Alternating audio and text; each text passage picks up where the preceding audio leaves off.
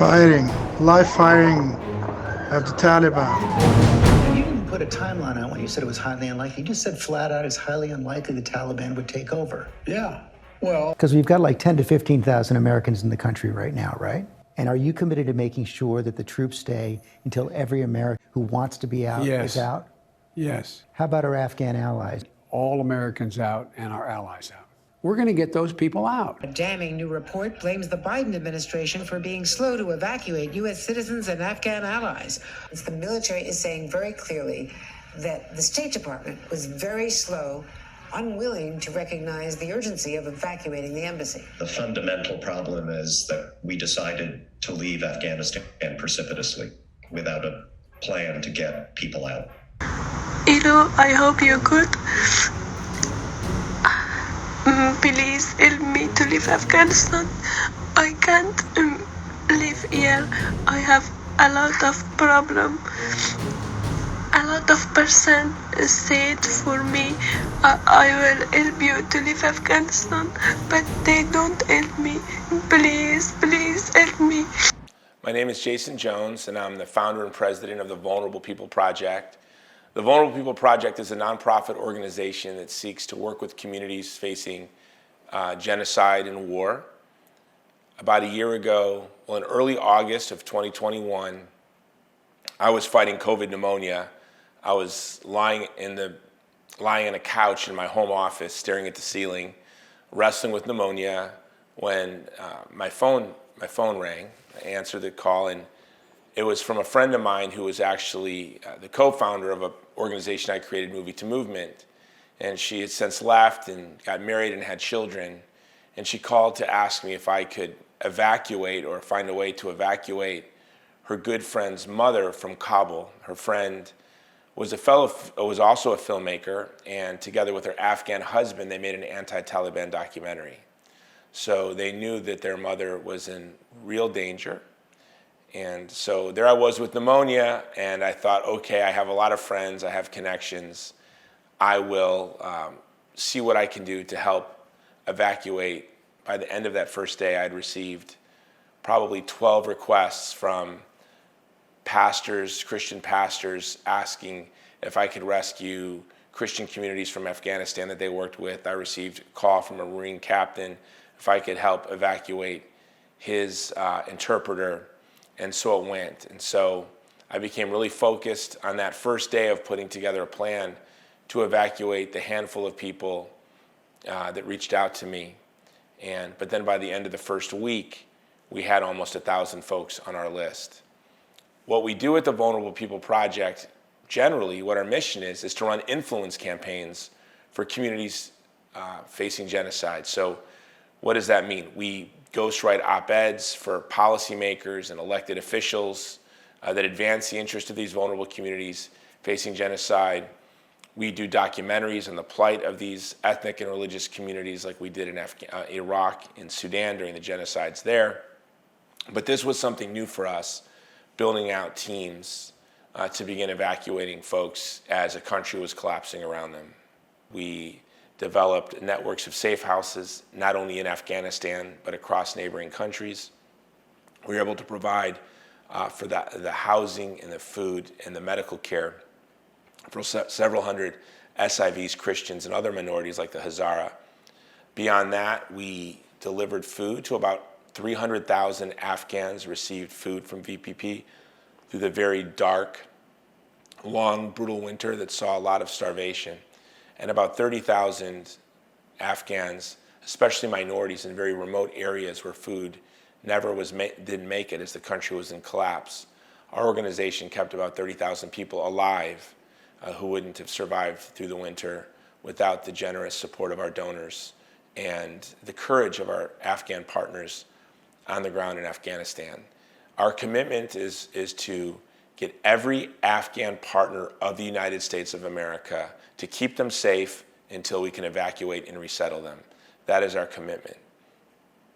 As a nation, our government made promises in our name, and our government broke those promises. Most of those promises I thought of as imprudent at the time, but yet we made them. And so the Vulnerable People Project is committed to being a faithful friend to the Afghan people. people that look to us for leadership and partnership. And in the past year, since the collapse of Afghanistan, we've been able to build, we just did a ribbon cutting this month on our very first women's medical center. We have opened up in a remote area that suffered the most in last year's brutal winter. We've been able to drill wells and create a water distribution system. We're in the process of building a road to that community that's been separated. The nearest road is 23 miles by donkey. And that's one of the reasons when our teams stumbled across this village last year, 10% of the village had already starved to death. So we're committed to making sure that never happens again. And we're also providing armed security at girls' schools that are still open in different parts of Afghanistan. So we have 3 girls' schools, K through 12, where we've installed closed-circuit cameras and security systems, solar so that they never run out of electricity and those cameras are always rolling. The Vulnerable People Project is committed to even feeding more people this coming winter as we also continue to shelter our SIVs and minorities in safe houses and do the hard, long work of resettling these refugees.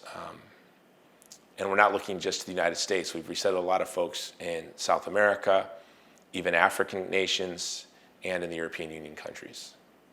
But the UN has predicted over 1 million people dying of starvation this year in Afghanistan. Well, because it's getting very cold, we've created a system to deliver food, wood, coal, and propane. We're still continuing to look for ways to evacuate people to neighboring countries.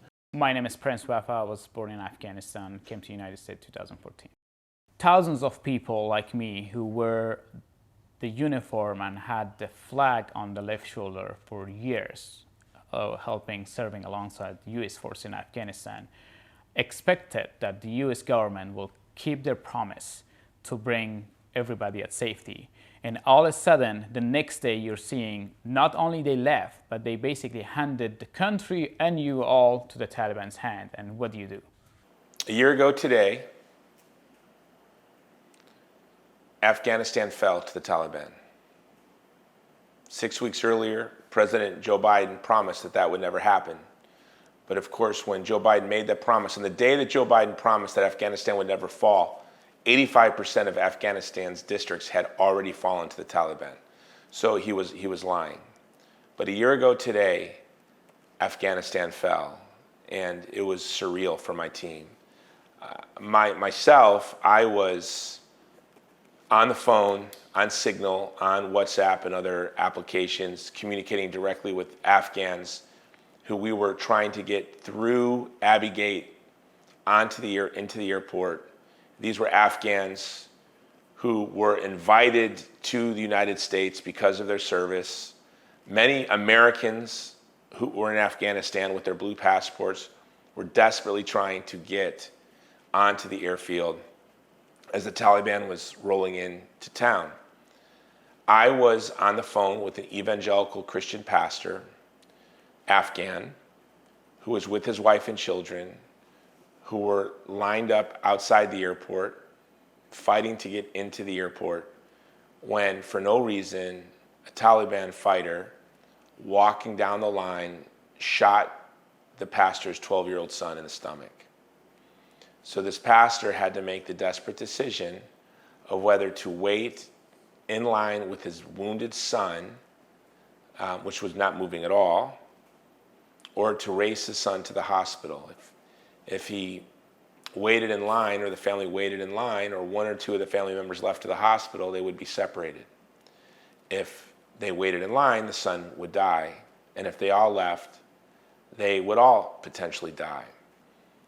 The pastor made the decision to go to the hospital with his entire family and the son. And that was the last day that I ever talked to that pastor. And we do not know what happened to that pastor.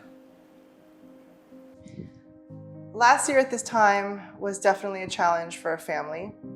We all had COVID in August. I had missed my father's funeral because we were sick. And just as Jason and I were starting to recover, we hear about the news of Afghanistan. And Jason, I knew, would somehow be involved. I just didn't know exactly what that meant at the time.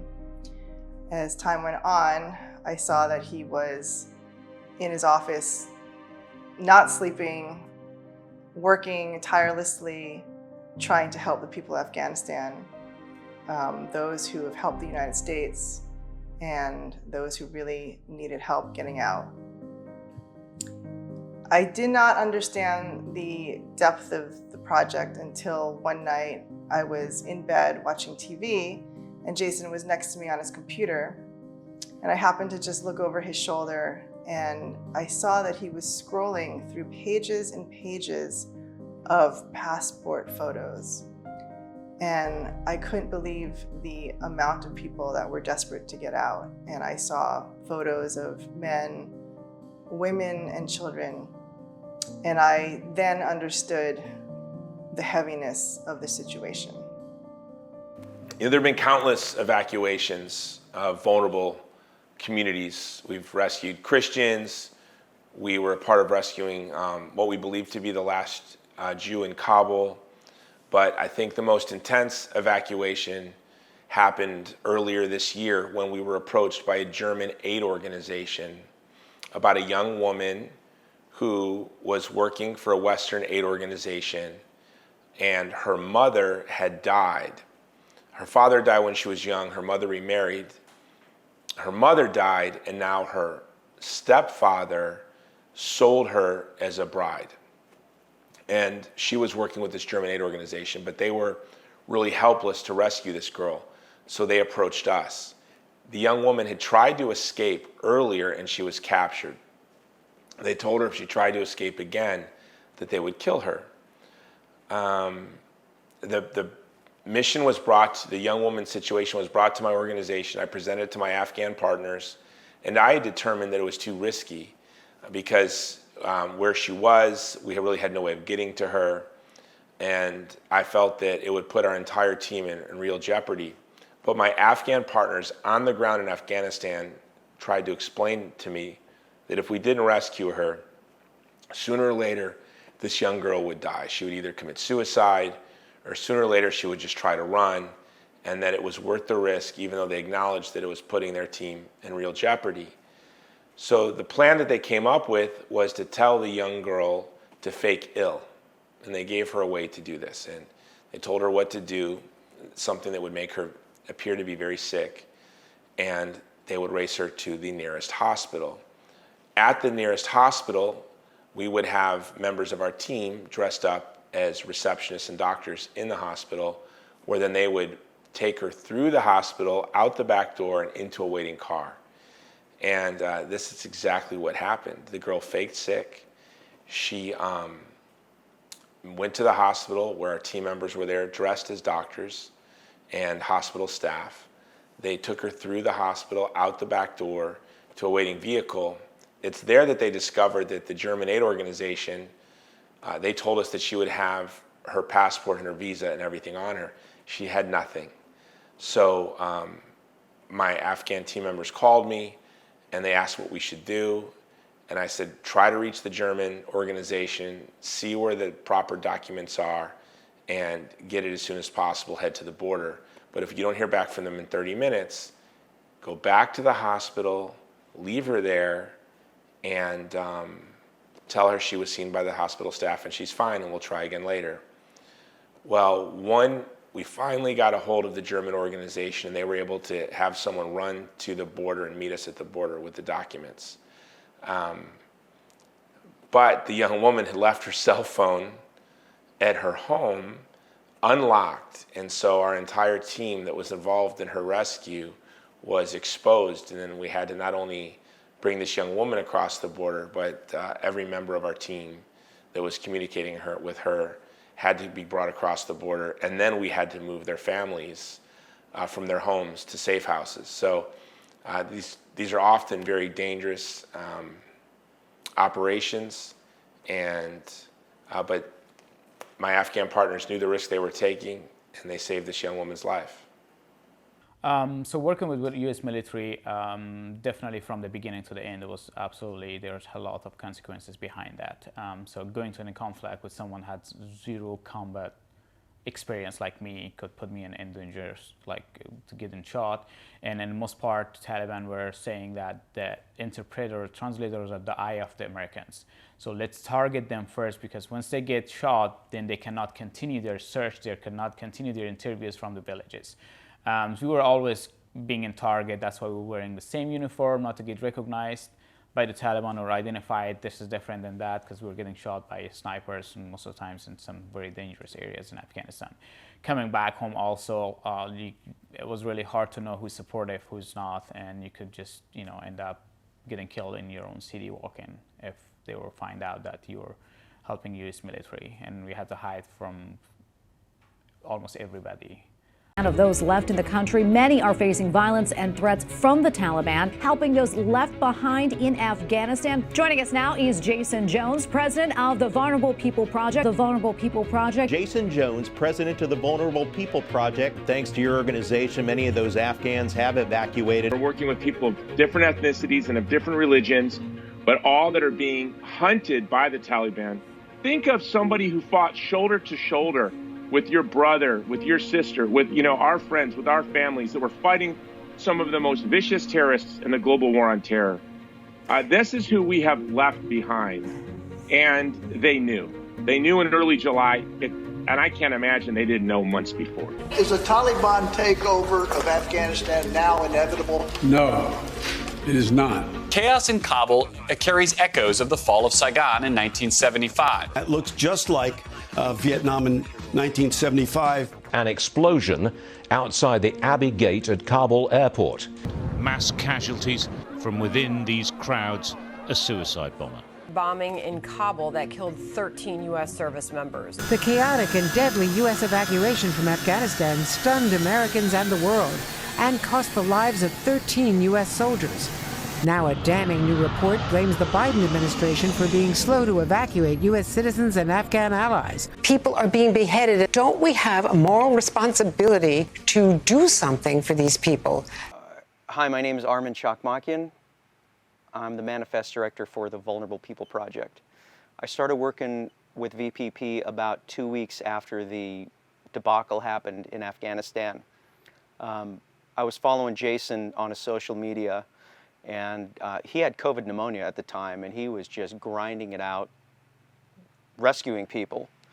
And about 2 weeks in, he called me and said he was looking for someone to help him put together his command center.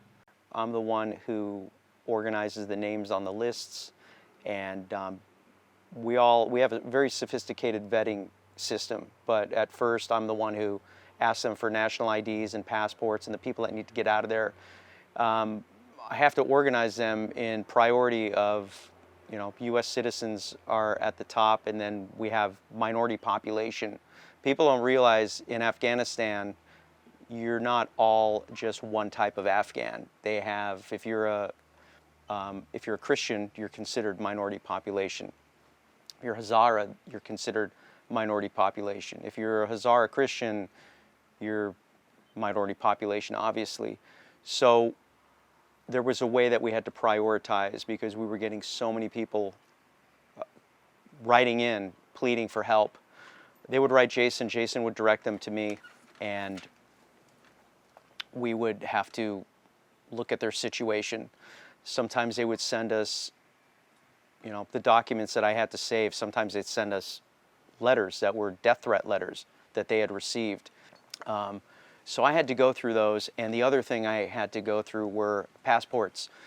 It really starts, really makes you feel the human element of these people that you're about to help. The youngest person that had a passport was a little baby, and this baby was 2 months old. And to see a little baby's face on there with the mom and dad who were so young in their 20s, you start getting a little bit attached to the people you're helping out and you're writing to.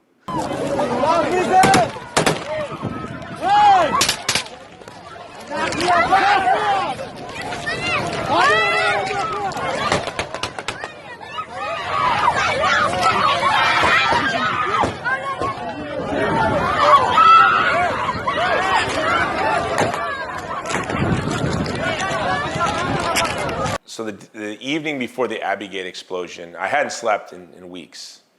And the evening before the Abbey Gate explosion, I actually took NyQuil.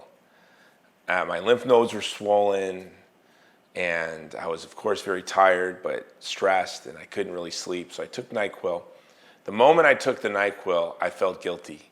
I felt like I just killed somebody. I thought that was the most reckless, irresponsible thing you could have done. And so I went into our guest room in our home, and that evening, I had all my phones, all the different devices I had to communicate with folks, and my computer on, and I just sat there trying not to fall asleep. No music on, no television on, just replying to texts, replying to Signal messages, replying to emails, replying to WhatsApp messages, replying to contacts through LinkedIn, all the different places. And about 2 hours after taking the NyQuil, my phone rings, and it's a friend of mine. And he said, get everyone away from Abbey Gate. Get everyone away from Abbey Gate. There's rumors of a terrorist attack any minute. So we had moved one young couple there. It was an interpreter with his wife who was pregnant and their 3-year-old child. And we were able to reach them and get them to move away from Abbey Gate. And I really think that if I'd have gone to sleep, like everyone was telling me to do, you can't take care of other people, Jason. If you don't take care of yourself, go to sleep. And I really feel that if I would have gone to sleep that evening, rather than forcing myself to stay awake, that young couple would have been ripped to shreds by that bomb that killed 13 Americans and over 170, I believe 170 Afghans. So the thing with Rockstar is this guy that they nicknamed Rockstar in Afghanistan. He'd been in 5 safe houses, and in a matter of a week, they kept. And the thing with the safe houses is they'd find him, and we'd have to move him. They'd find him, we'd have to move him. They'd find him, we'd have to move him. So he ended up in a hotel at one point, and then they found him again, and basically the discussion is, hey, Rockstar, so tomorrow morning at 9 o'clock we're going to have coffee. And what coffee means is, you're either going to be with our cause or we're going to kill you. That's what coffee means. My name is Marilis Pinheiro, and I was born and raised in New York City. My dream life as a sister was to teach 4th grade in Tulsa, Oklahoma. But God clearly had other plans, and He sent me to work right smack in the heart of the Catholic Church at the Vatican. And then I served Archbishop Carlo Maria Vigano, who was the papal nuncio of the United States at the time. And during that time, I served Pope Francis directly as well. I met Jason, and that was before the Afghan pullout happened. And he was speaking at a pro-life event, and I was like, wow, this man has a pretty incredible story.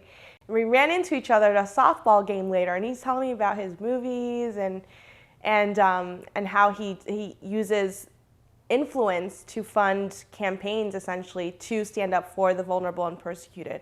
And I'd never heard anyone talk about the vulnerable in this way, and I thought, wow, I'd love to follow along with your work. And so started following him on social media, just telling me about the Vulnerable People Project and the mission of his organization, and I was like, this is incredible. And I told him just about myself, some more about myself and my background, and that was when he offered me the job. And I was like, it was just so shocked and not expecting it at all. And I mean, I said yes immediately to be the legislative and diplomatic liaison, and it's just been one heck of a journey.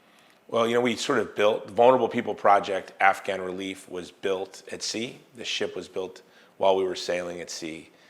And what started out is just fielding calls from friends, from veterans, and from Christian leaders, and helping them evacuate folks from their community.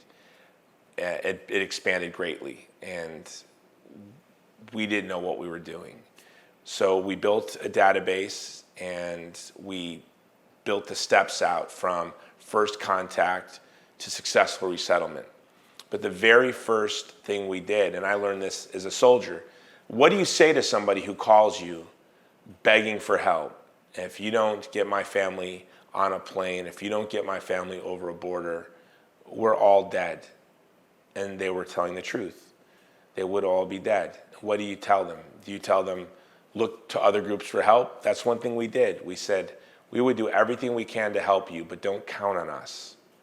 Please continue to look for other ways out of the country. And oftentimes, people would find another way out of the country.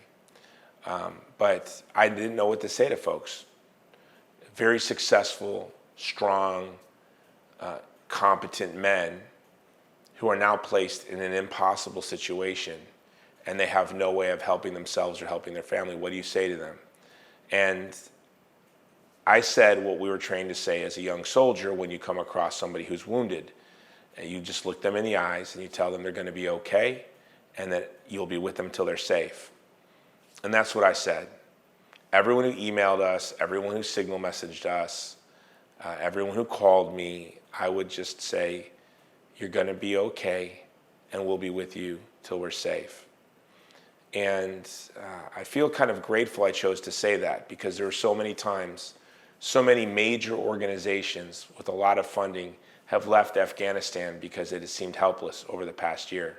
So many times we run into brick walls that seem immovable. They seem immovable, but just because something seems immovable doesn't mean that it is. Just because the situation appears to be intractable doesn't mean that it is intractable. I probably would have quit a long time ago, but I just remembered my promise. And I would look at all the passport photos, and I'd look at our database. I would look at the names of the families and of all of the children. I looked at why they were vulnerable, the work that they did to serve the people of Afghanistan, or to help even keep our country safe. And I just realized I promised them that I would be there with them until they're safe. So that's what we do as an organization. So when the first message comes in, we make that commitment. As long as you keep your heart beating, we will be with you. One of the things I get, there's other organizations, right? And they contact us because they see that we've helped a certain amount of people, and they kind of do the math for what it might cost to get X amount of people onto a plane and get them out of there. And usually an organization, if they are spending, 50 grand to get a certain amount of people out, then they go, oh, they just spent 50 grand. They must have 10 million in the bank. I don't even know if our donors know this, but whatever money they donate, that's going, we don't use that to pay ourselves or anything. That money's going to, 30 grand comes in, 30 grand's going out. Yeah.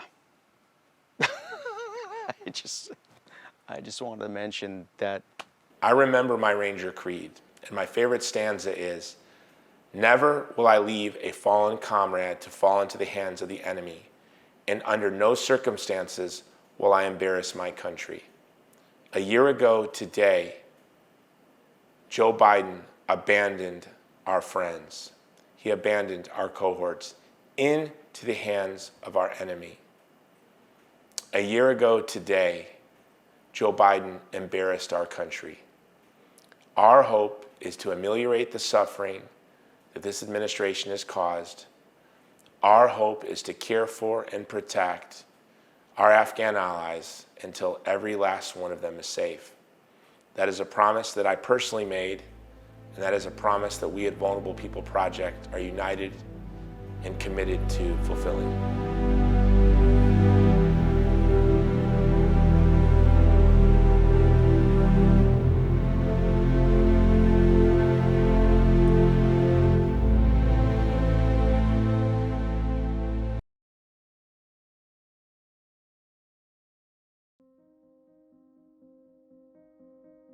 I just want to say a few words in deep gratitude for one of the most phenomenal organizations that I've been a part of through unfortunate circumstances.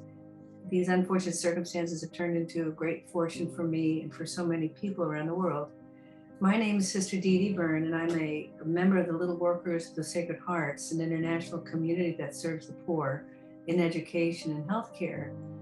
And I also happen to be in the uncanny position of also being a general surgeon who served in our military forces for about 29 years, active service. In one of those years, in 2008, I was a surgeon in Camp Salerno, Afghanistan, where I had I had the opportunity to work side by side with some phenomenal Afghani civilians who worked with our coalition to help us in the service of both the military troops as well as the local civilians. One of these doctors who served the poor in their area, apparently in December, I received a phone call from a family member, a son, stating that his mother had been captured by the Taliban and for 3 days severely harassed. Why? Because she had been our friends, our American friends. They let her go, but they live in fear, in deep, deep fear. Now, I was a little bit unsure if this was a valid phone call because he had called several times.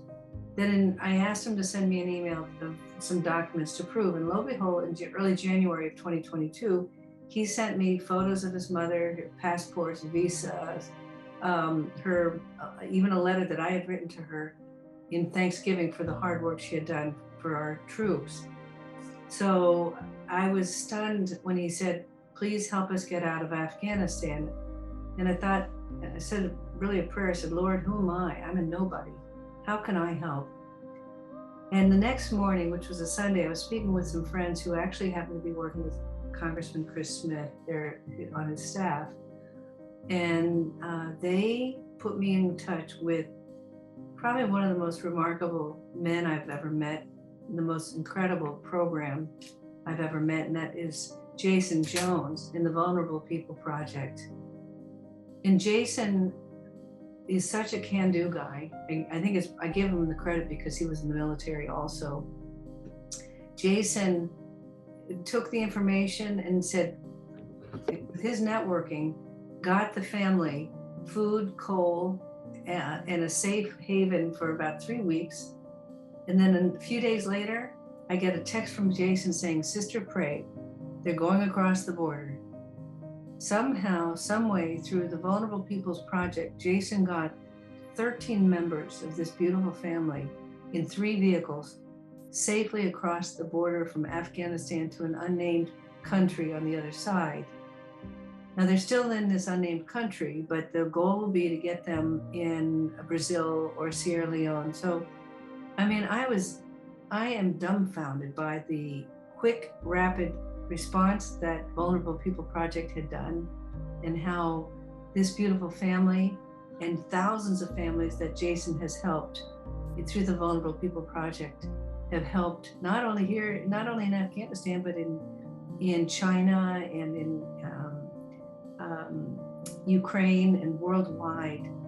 So I just ask, pray that the Lord will give you the desire to be able to give from your heart via your pockets. And we know that every penny will not go wasted. It will be there to use for those who don't have what we have here in the United States, which is freedom. Thank you, and God bless you, and know that you are in our prayers in thanksgiving for all that you do for the Vulnerable People Project. Thank you very much, and God bless you all. Hello, this is Zainab Bagheri, and I'm an Afghan humanitarian and social activist. I fled Afghanistan last year after the government collapsed, and I came to Germany. I was in charge of an Australian humanitarian NGO there for years, and I worked so hard to improve education in rural areas in the north of Afghanistan. And I'm also originally from Hazara ethnicity, and I'm gonna tell you the story of my people. In the last 2 decades, when the new era of democracy began in Afghanistan with the help of the United States and international community, my people, Hazara people, expressed the biggest support and interest in building and establishing a democratic society in Afghanistan. And they contributed the most by handing over their guns and invest in education and development. An embodiment of our commitment to this cause can be involvement of Hazara women, accounting for the majority of Afghan women participation in private sectors, in politics, and also in the military. Supporting democracy, however, has costed us a lot of lives and has put us as the main target of attacks by terrorist groups like Taliban and ISIS. They keep exploding and attacking our mosques, schools, hospitals, gyms. Like in the past few years, they have frequently attacked our schools and have massacred hundreds of our students, specifically girls. Despite all this obvious persecution and genocide, Hazara people have received the least possible international support. leading them to feel so alone and desperate in this war against them. Like, right now, under Taliban's rules, Hazara living situation has got incredibly worse.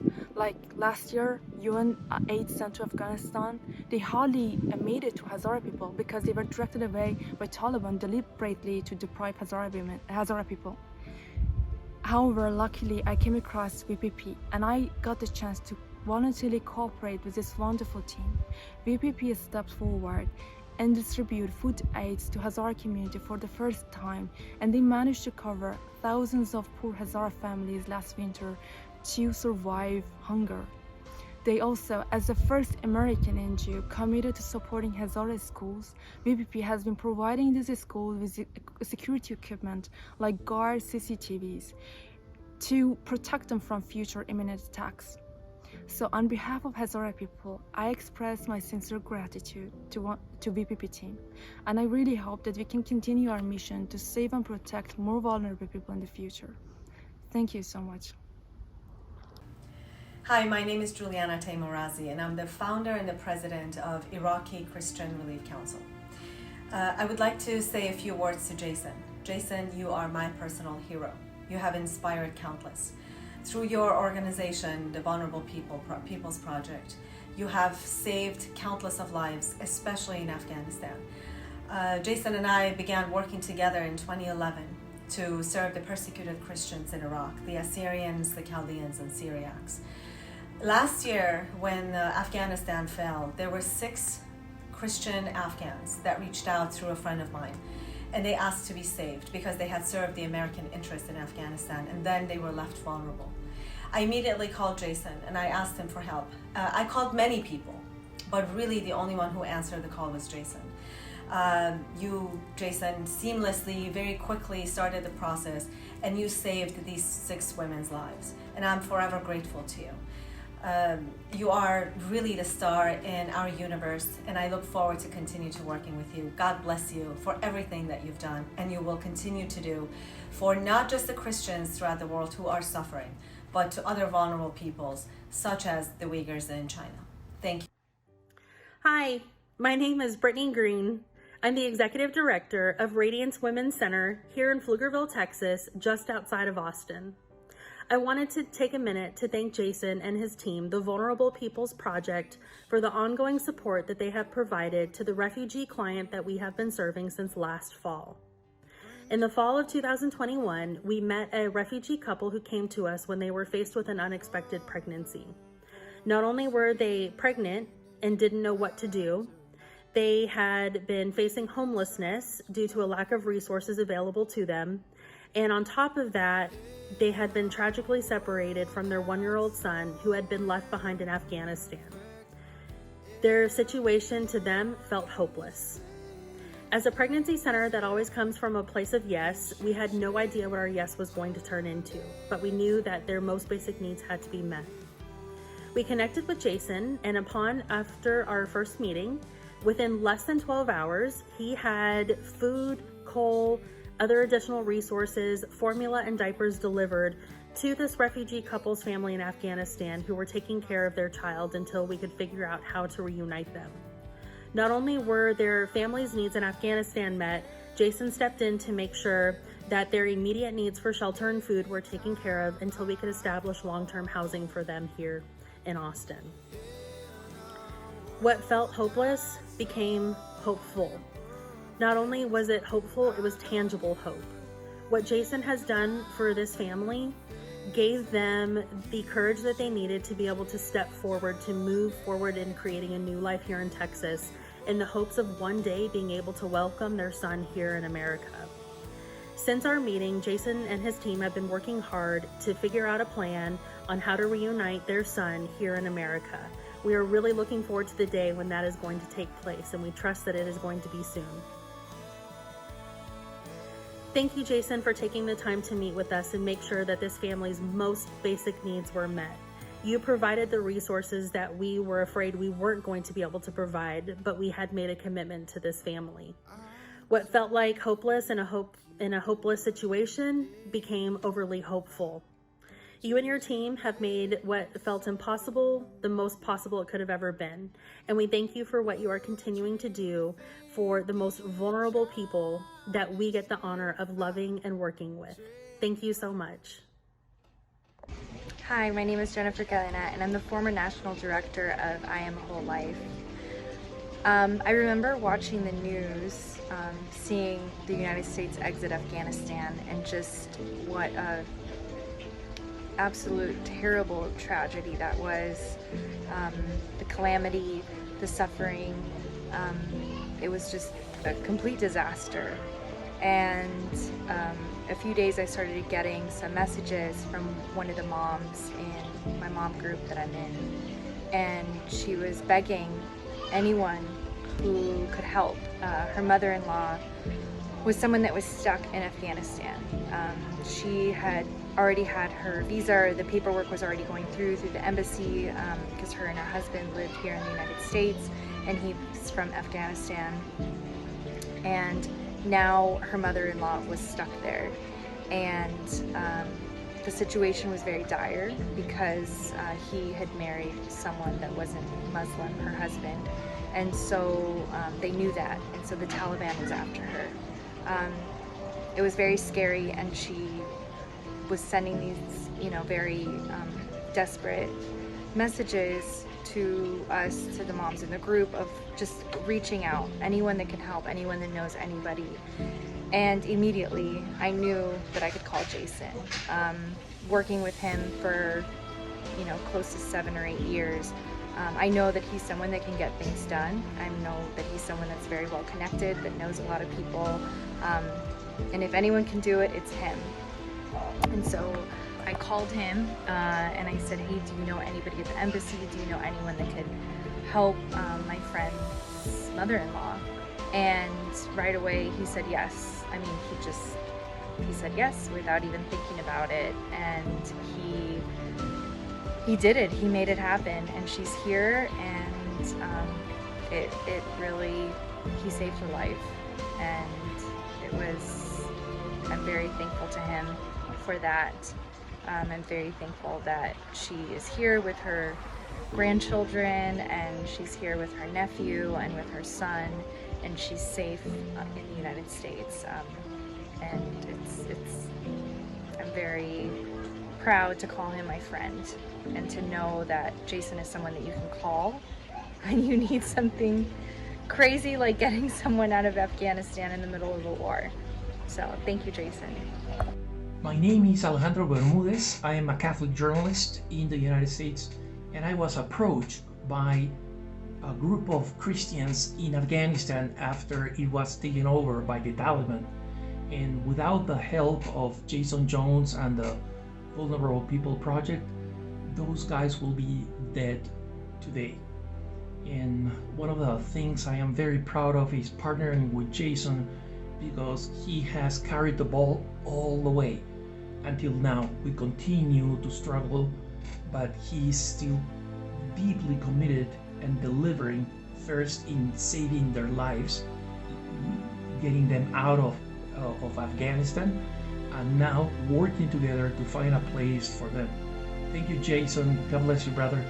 And thank you to everybody that helps the Vulnerable People Project, because you are saving lives. Right now, you are saving lives. God bless you.